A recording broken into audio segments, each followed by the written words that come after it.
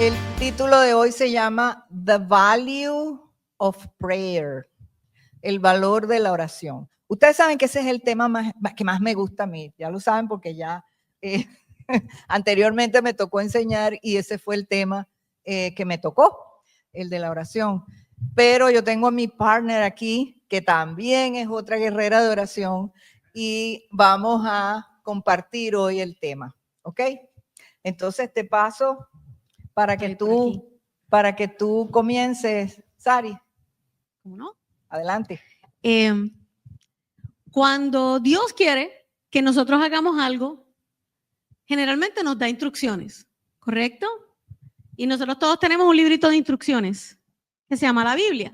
Algunos la tenemos en papel, otros la tenemos en papel y digital. Pero la palabra de Dios siempre nos da la oportunidad de ver cuáles son las instrucciones de Dios y cuáles son las cosas que son importantes para Dios. Yo no sé ustedes, pero cuando mi mamá tenía algo importante que decirme, ¿saben lo que hacía? Me lo repetía una y otra vez, y una y otra vez, y una y otra vez, y una y otra vez. Y cuando yo pensaba que ya, no, me lo volvía y me lo repetía. ¿Por qué? Porque ella sabía que era algo importante. Y la oración es una de esas cosas donde Dios una y otra vez, a través de toda la Biblia de tapa a tapa, vemos personas hablando con Dios, que es en una manera sencilla lo que es la oración. Así es que hoy vamos a hablar de una instrucción en particular que dio Dios a través de el apóstol Pablo. ¿Okay? Hay un verso en Primera de Tesalonicenses 5, 16 y 17, donde hay una lista de instrucciones. Pablo está lejos de este grupo de cristianos y les está escribiendo una carta y les está haciendo una lista. Mira, estas son cosas importantes que ustedes tienen que hacer. Y entre esas cosas, él está mencionando varias corridas y él dice, estad siempre gozosos, orad sin cesar, dad gracias en todo.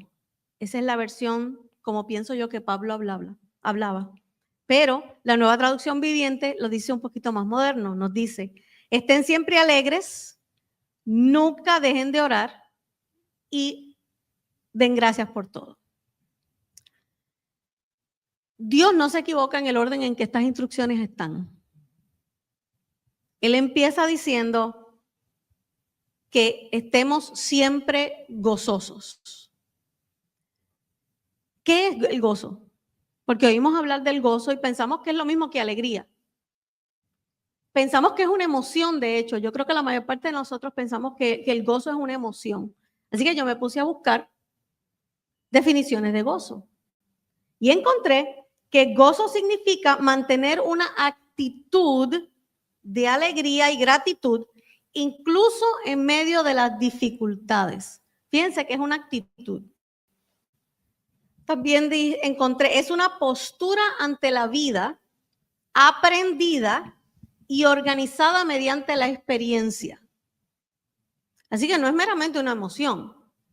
Cuando tú tomas una postura, tú tomas una decisión con respecto a algo.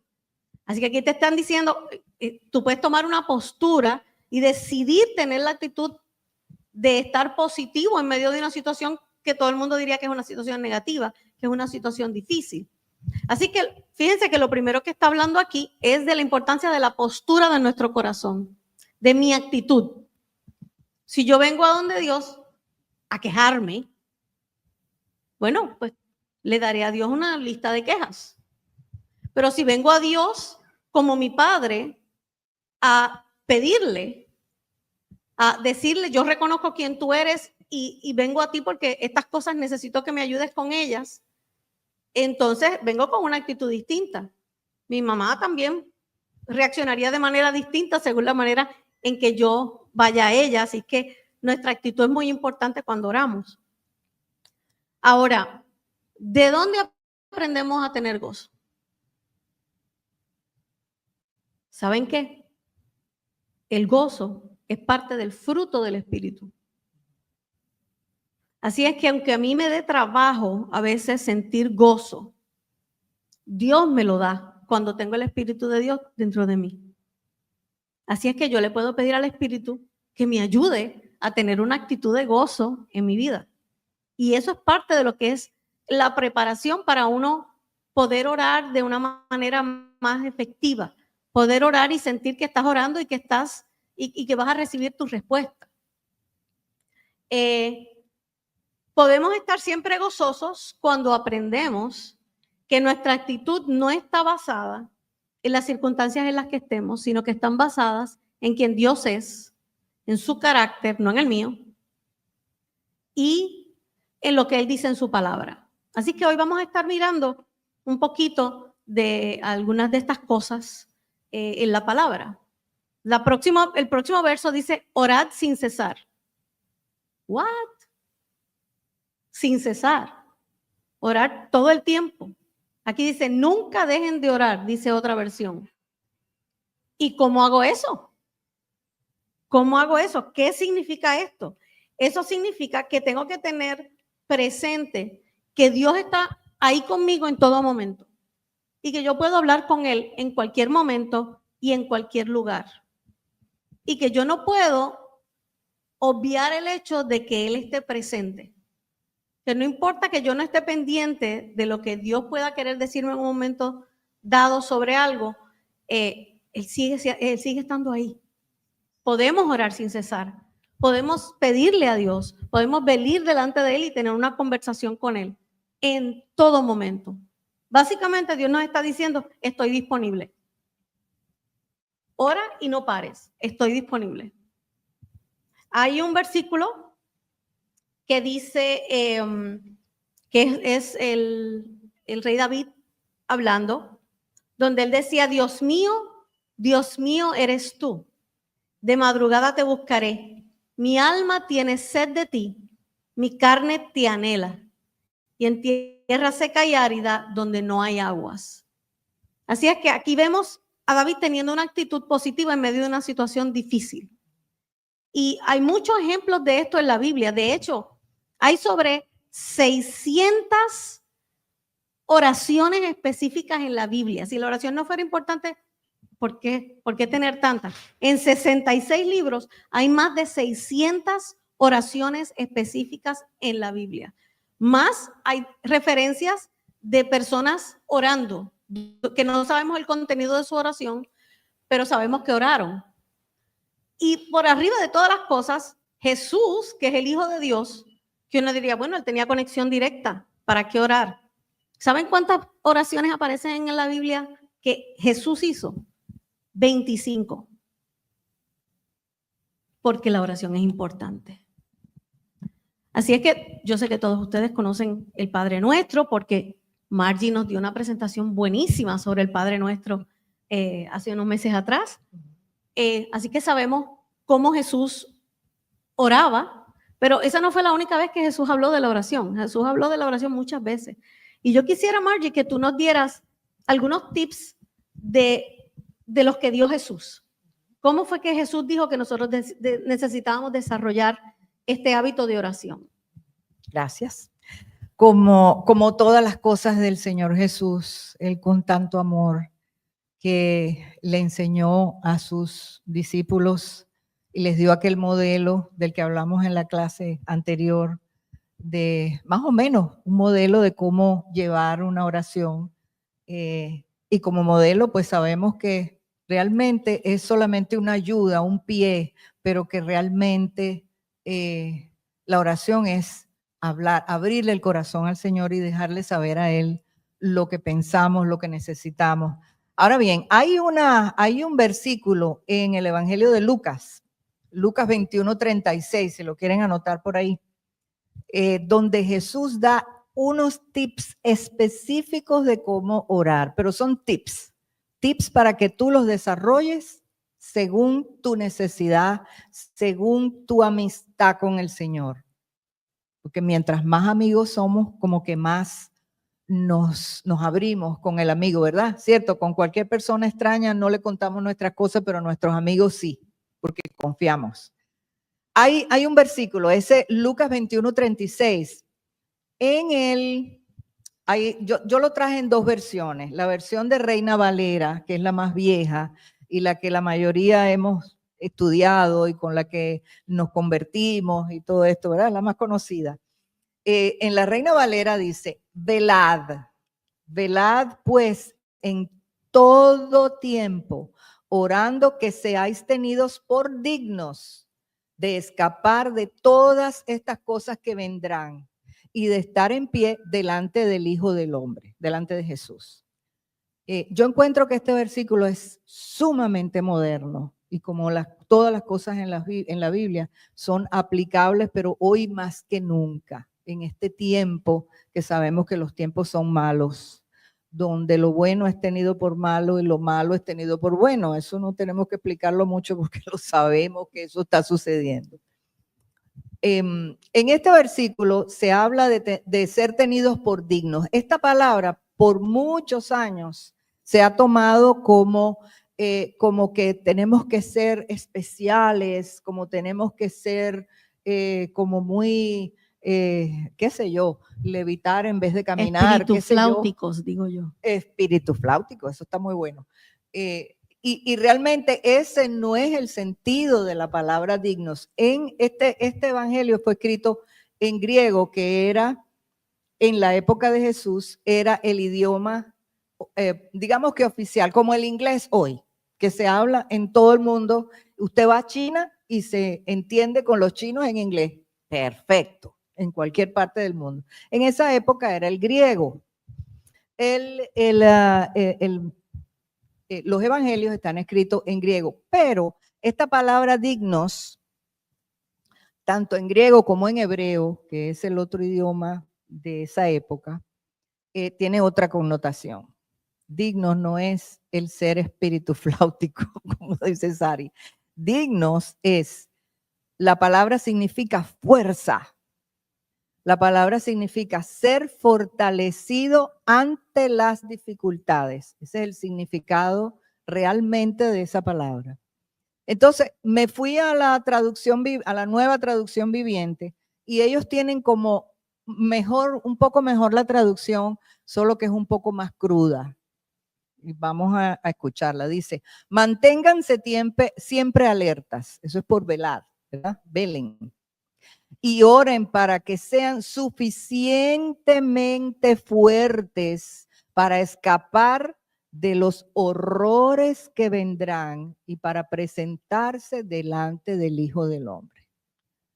Por eso digo que es un poco fuerte, un poco cruda esta parte de los horrores que vendrán, pero quizás en esa época se veía como algo un poco difícil, pero hoy en día sí estamos entendiendo muy bien de los horrores que tenemos que enfrentar, y sobre todo los que tenemos hijos y los que tienen hijos teenagers que están sufriendo viendo cómo ustedes vivieron y lo que sus hijos tienen que enfrentar. Total, estos sí son horrores. Son horrores. Ahora bien, bueno, ya estuvimos hablando de lo que es digno, pero también se nos enseña aquí una palabra que dice velad. En la nueva traducción viviente dice manténganse siempre alertas. Pero si vamos directo al griego o al hebreo, es un poquito más específico. La palabra velar significa estar alertas, como dice la traducción viviente, pero sigue, dice, porque hay un enemigo rondando. Es fuerte, y eso lo dijo Jesús. Wow. Esto no es algo recogido o una historia, no, esto es palabra de Jesús. Y si usted va a la Biblia, estas que tienen las letricas en rojo, cuando Jesús habla, lo va a encontrar en rojo, porque esto fue palabra recogida por Lucas directo de la boca del Señor. Entonces, él dijo, a la final, lo que él dice es, estén alertas porque hay un enemigo rondando y oren para que estén suficientemente fuertes para soportar las cosas que vienen y para presentarse delante de Dios. Más o menos eso sería un parafraseo como yo lo entendí. Y me encantó porque es un aviso que el Señor nos da que está vigente totalmente el día de hoy. ¿Ok? Bueno, entonces... Bien específico. Y bien Sí, específico. bien específico. Bien específico, ¿no? Y vigente, me encantó porque... Sí. Uno a veces piensa, no, es que la Biblia, todo el mundo piensa, la Biblia es un libro que se escribió hace 2000 años, pero cada día está más vigente las cosas que uno lee ahí. Por eso dicen que es palabra viva. Viva porque cada vez que tú la lees, yo no sé si a ustedes les pasa, pero cada vez que yo leo la Biblia, aunque sea el mismo versículo, me dice cosas distintas.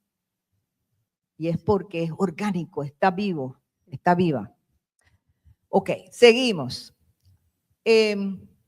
Pero bueno, ¿para qué orar?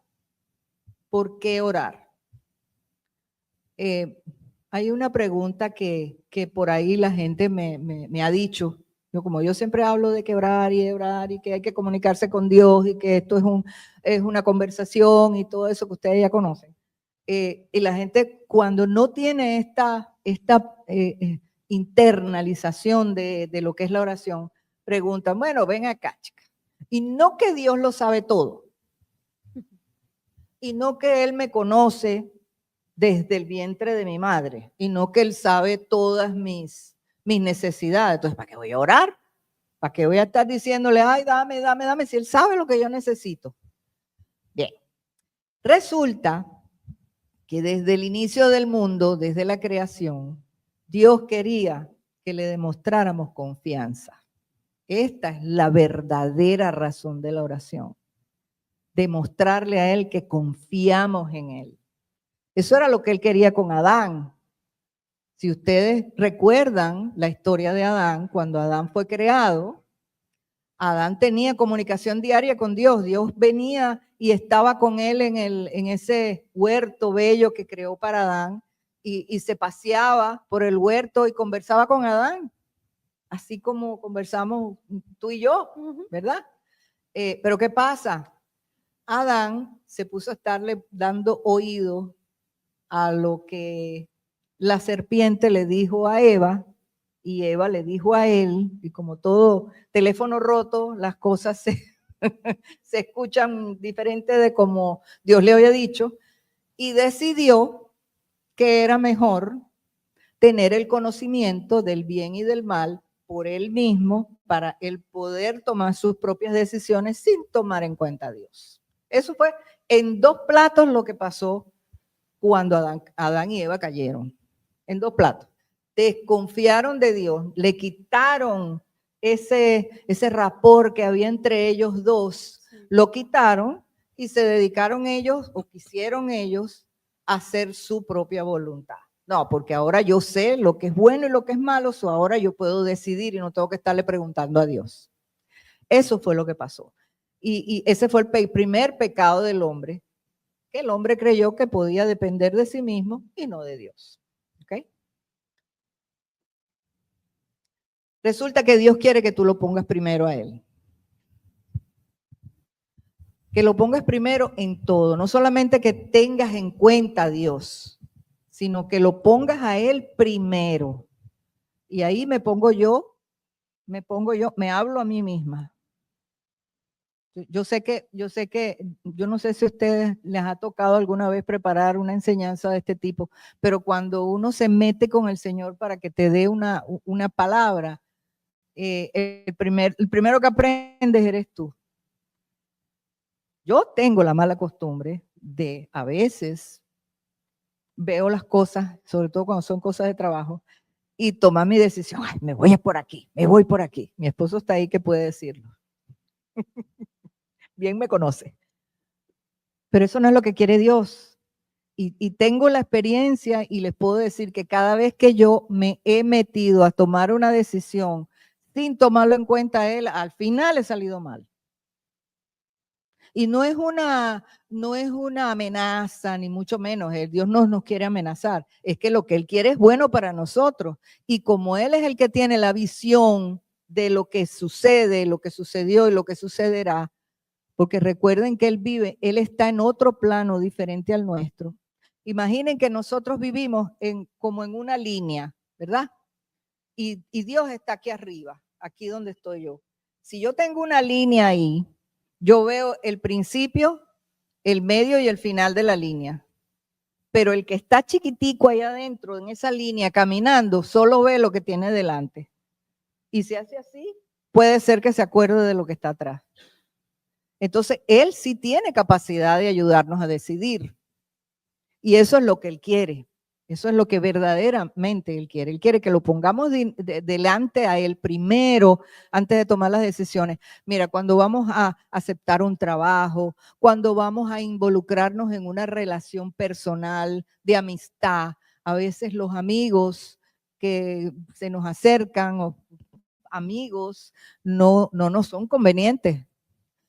No solo eso, y una relación romántica. A veces se nos presentan personas que nos entran por el ojito. ¡Ah, qué lindo! ¡Ah! ¡Ay, cómo habla de bonito! Pero resulta que no sabemos lo que hay, porque cara vemos, corazones no sabemos. Entonces, esto lo podemos mejorar para nosotros poniéndolo a él delante. Primero, pregúntale al Señor, papi, ¿tú crees que esta persona a mí me conviene? ¿Tú crees que esta muchacha me conviene? ¿Tú crees que este muchacho me conviene? ¿Tú crees que este amigo es bueno para mí? ¿Tú crees que este trabajo lo debo aceptar? Cosas sencillas de todos los días. ¿Qué te parece? No, definitivamente es tener presente que la oración es una conversación. Que nosotros a veces decimos, Señor, ayúdame, pero seguimos nosotros mismos haciendo lo que vamos a hacer sin esperar que nos responda. Exacto. Mira, en Colosenses 4:2 dice, Ajá. perseverad y orad, velando en ello con acción de gracias. Es más, dice, dedíquense a la oración con una mente alerta y un corazón agradecido. Resulta que a mí me encanta ir al idioma original, porque a veces en las traducciones al español y al inglés, aunque déjame decirte que muchas veces la traducción en inglés me gusta más inclusive que en español, porque hay palabras en inglés que como que explican más que el mismo español, que es tan rico. Sí. Aquí hay un dato que les voy a dar. Mira, en Reina Valera dice perseverad y orad. Ahora bien, cuando dice perseveren en la oración, la palabra oración aquí en español es un sustantivo, oración. Vamos un poquito a las clases de gramática nuestras de cuando estábamos en primaria, en secundaria. Es un sustantivo, es un nombre, oración. Pero en el griego y en el hebreo no es un sustantivo, es un verbo.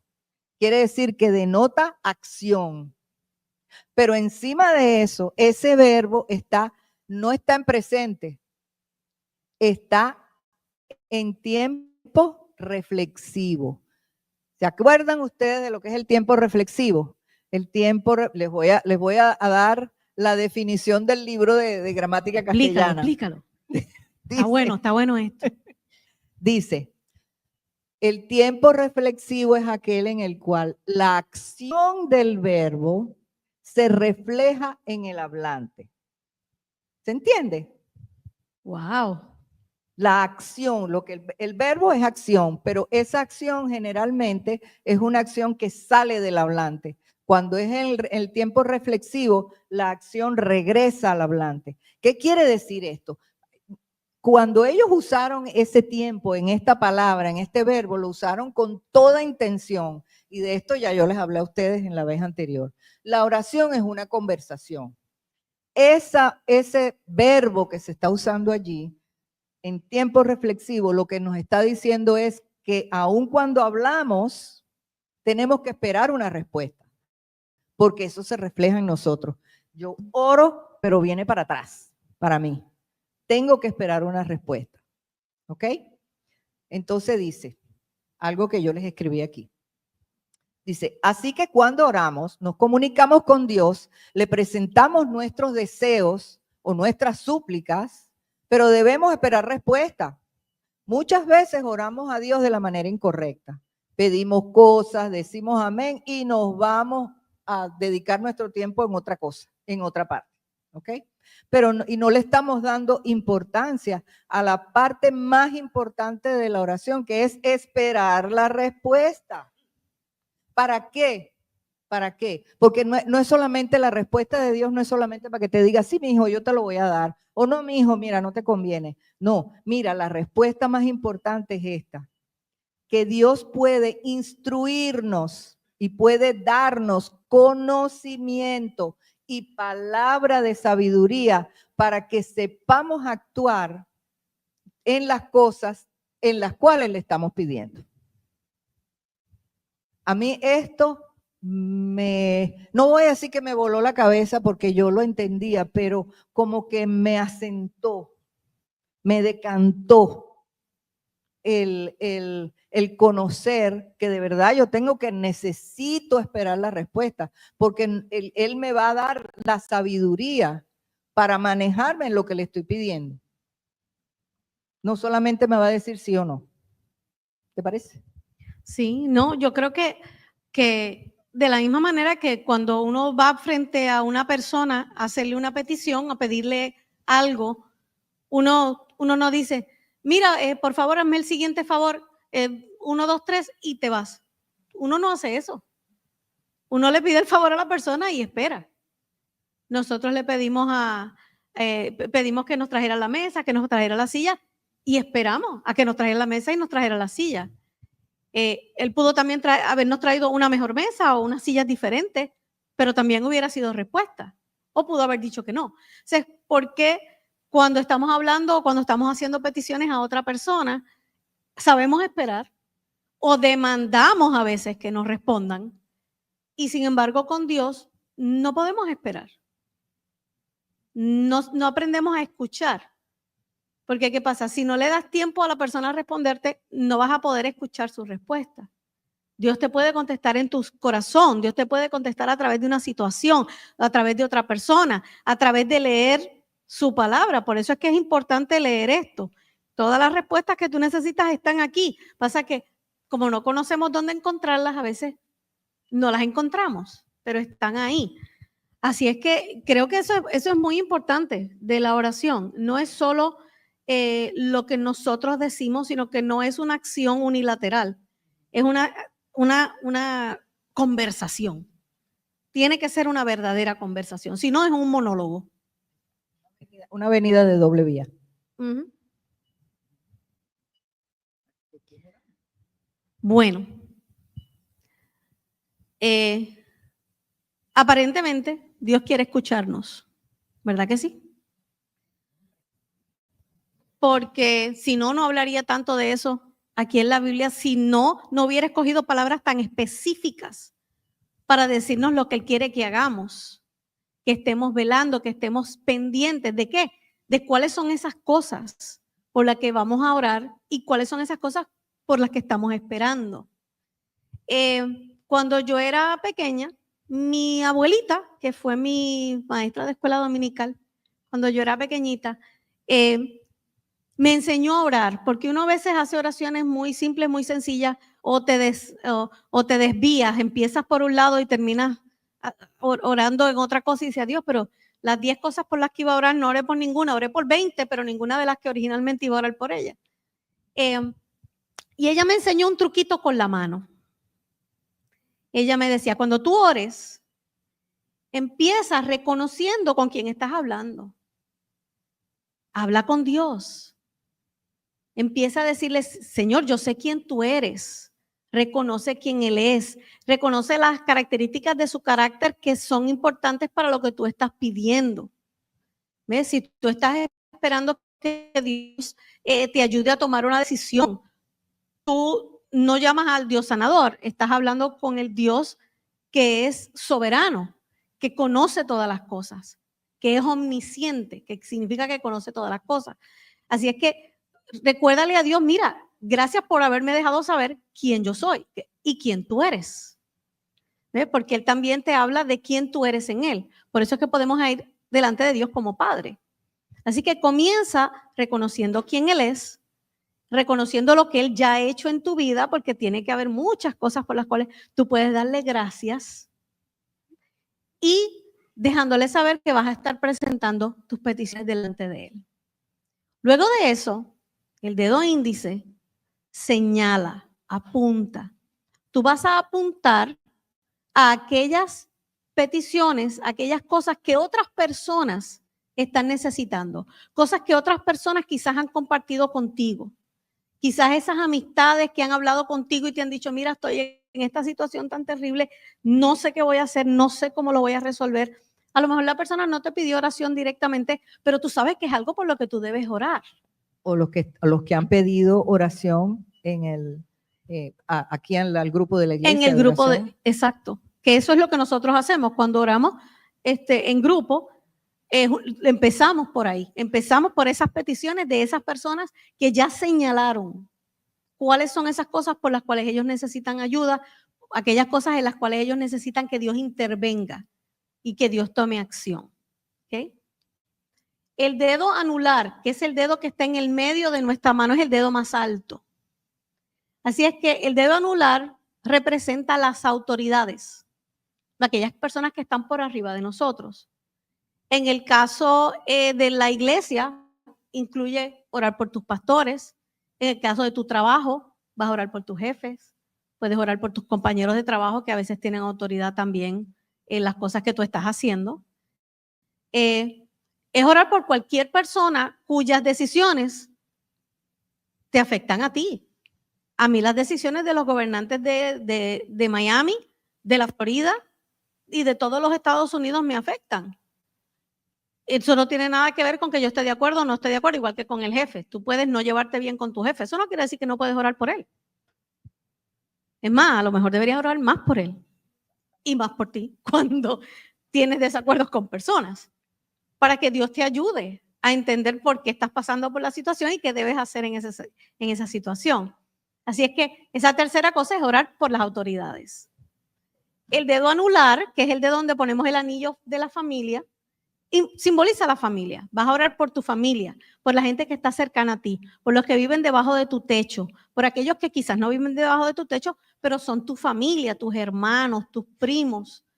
Y también vas a orar por las personas de la familia de la fe, la gente de tu iglesia o la gente de tu comunidad cristiana, que tú sabes que quizás necesitan oración, pero a veces hay personas que nosotros no sabemos que necesitan oración. Vamos a orar por ellos. Vamos a orar por esa comunidad porque nosotros somos parte de ella. Yo quisiera que la gente orara por mí. Así que tengo que empezar por orar por otras personas también. Y entonces nos queda el dedo meñique, que es orar por mí. Aquí es donde entran mis peticiones. Puse a Dios primero, puse las peticiones de otro primero, puse las autoridades y puse a mi familia delante de Dios. Y ahora le digo, Señor, déjame decirte lo que yo necesito, por lo que yo estoy pasando y dónde necesito que tú intervengas, que tú me hables, que tú me ayudes, que tú me abras puertas, que tú me cierres puertas. Y ahí tú presentas las cosas que están en tu corazón. Y te aseguro que el haber orado por todas esas otras personas va a prepararte para llegar al punto donde tú digas, Señor, gracias porque estoy viendo no solo que estás respondiéndole a toda esta gente por la que estoy orando, me has estado respondiendo a mí, aun cuando quizás me he quedado dormida antes de terminar. ¿Okay? No tiene nada de malo quedarse dormido. Hay mucha gente que tiene la costumbre de orar al final del día cuando estamos cansados. Yo les recomiendo que sigan el consejo de orar sin cesar.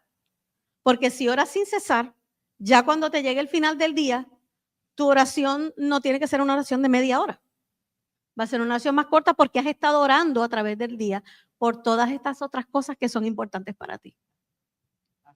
¿Qué te parece? Así es, exactamente. Me encanta. Y me encanta porque yo recuerdo que en la otra clase yo les decía que no hace falta estar en un rincón, que no hace falta tener un cuarto de guerra, que no hace falta estar de rodillas ni siquiera, a veces ni siquiera cerrar los ojos. Yo recuerdo que les dije que yo acostumbro a orar y le digo al Señor que se siente aquí al lado mío mientras yo voy manejando. Y ahí le voy contando, voy hablando con él y él me va respondiendo y no saben cómo responde. Ahora, fíjense una cosa, ya para cerrar, ¿verdad? Como que le dimos una vuelta así a lo de la oración, para cerrar. Cuando oramos y pedimos lo que es voluntad, la voluntad de Dios, Él siempre nos va a decir que sí, porque es su voluntad. Porque ya Él lo tenía preparadito ahí para dárnoslo, o bien esperando que se lo pidiéramos, porque es el momento en que nosotros entendemos que lo necesitamos, ¿ok? O bien esperando que estuviéramos maduros para recibir, o bien esperando que fuera el momento apropiado. Pero Él siempre, cuando es su voluntad, Él te va a decir que sí. Ahora, ¿cómo conocer su voluntad? Su voluntad la conocemos si leemos la Biblia, ¿ok? Entonces, para cerrar, les voy a dar una pequeña recomendación. Aquellos que no tienen el hábito de orar todos los días, no digamos orar sin cesar, por lo menos una vez al día, dedicarle 2 minuticos, 5 minuticos a la oración y conversar con tu papá. Aquellos que no tienen ese hábito, no se preocupen, que el hábito se crea. El hábito es algo que uno trata de hacer una vez, otra vez, otra vez, otra vez, y llega un momento en que ya te creas el hábito y ya te hace falta. Te hace falta, sí. Te hace falta. Entonces, para aquellos que no tienen creado el hábito todavía, les recomiendo un libro que está allá afuera. Ustedes han visto que allá afuera tenemos unos banners y una cosa. Hay un libro que se llama Desbordante. Ese libro me lo dio a mí papá Dios. Me tuvo 1 año escribiendo ese libro, pero no para mí. Claro, primero me alimentó a mí, no tienen idea. Pero me lo dio para ustedes, sobre todo para aquellas personas que necesitan hacer el hábito de orar todos los días. Yo les recomiendo. Allá afuera hay libros, si no lo quieren llevar hoy, métanse en Amazon, está en Amazon, busquen el libro, lean 2 páginas para leer donde están las instrucciones que Dios me dio a mí de cómo utilizar su palabra para hacer mis peticiones, para pasar un buen día, para sentirme protegida, para sentir que Él está ahí sentado al lado mío todo el tiempo, de verdad. De verdad. Ahí está a la orden de ustedes. ¿Ok? Oramos para despedir. Oremos. ¿O quieres decir algo antes? Bueno, yo iba a decir que empezamos hablando del gozo y ustedes dirán, ¿por qué empezamos hablando del gozo cuando el tema era la oración? Porque ¿saben cuál es uno de los resultados de la oración? Gozo. De momento, las circunstancias ya no son tan importantes como el saber que Dios está en medio de las circunstancias. Cuando una vez tú empiezas a orar y empiezas a entregarle las cosas a Dios, sabiendo que Él se está encargando de las cosas que son importantes para ti, tú empiezas a descansar de una manera que no habías descansado antes. Tú puedes en medio del dolor decir, yo te doy gracias, Señor, porque en medio de mi dolor tú estás. En medio de situaciones difíciles donde quizás alguien te ha traicionado, tú puedes decir, Señor, gracias, porque tú eres fiel.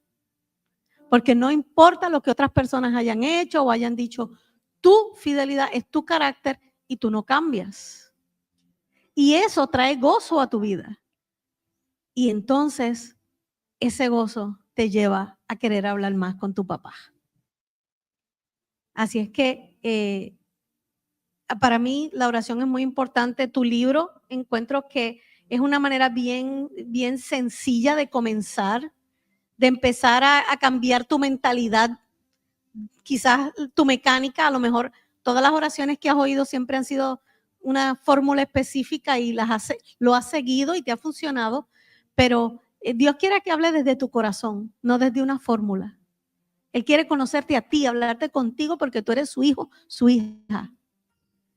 Así es que te animamos a que tomes esta disciplina y empieces a practicar.